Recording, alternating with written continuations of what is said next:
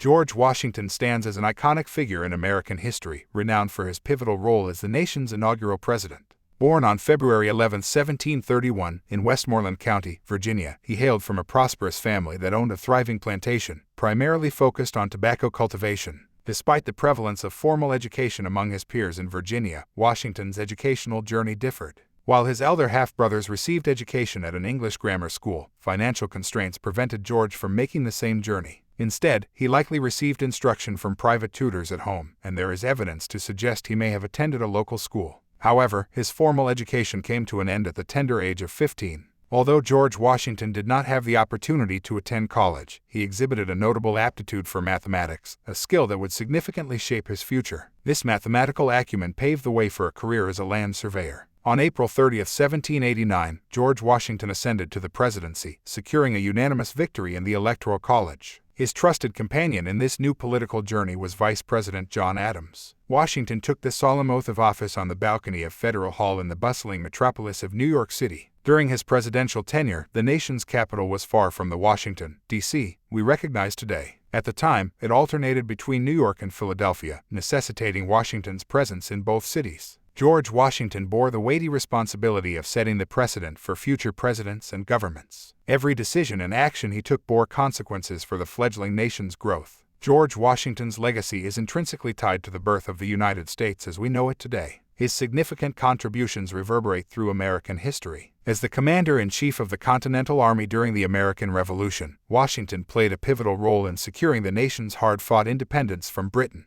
Furthermore, he played a crucial role in designating the location for the United States Capitol along the Potomac River, an area that later became Washington, D.C. Notably, Washington is the only U.S. president with a state, Washington, named in his honor, granted statehood in 1889, long after his passing. Additionally, George Washington's influence extended to the realm of foreign policy. He declared the United States to be neutral in conflicts between Great Britain and France, a stance enshrined in the Proclamation of Neutrality. Washington also signed the first Thanksgiving Proclamation, establishing November 26 as an annual celebration and national holiday. Lastly, George Washington presided over the formation of the United States Constitution, which remains the bedrock of American democracy. This foundational document outlines the rules by which the nation should be governed by future leaders. George Washington's distinctive hair was not a wig. Instead, he meticulously styled and powdered his real hair every morning. Contrary to popular belief, his teeth were not wooden but composed of a mixture of metal, ivory, and real human teeth, a rather unconventional combination. Although Washington never resided in the White House, he actively oversaw its construction, selecting its location. It is undeniable that George Washington made indelible contributions to the founding of the United States. However, it is equally important to acknowledge a challenging aspect of his legacy, his role as an enslaver. While it's often tempting to excuse the actions of historical figures as products of their times, some of Washington's contemporaries held anti-slavery views and took steps to combat this abhorrent practice. Washington's father's death when he was just 11 led to his inheritance of 10 enslaved individuals. Despite expressing both public and private concerns about slavery later in life, he did not cease participation in it.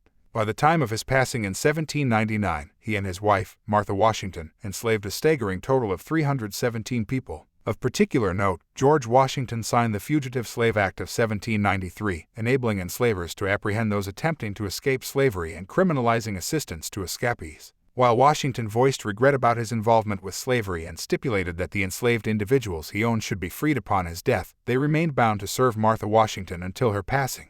Emancipation for most of them would come several years later.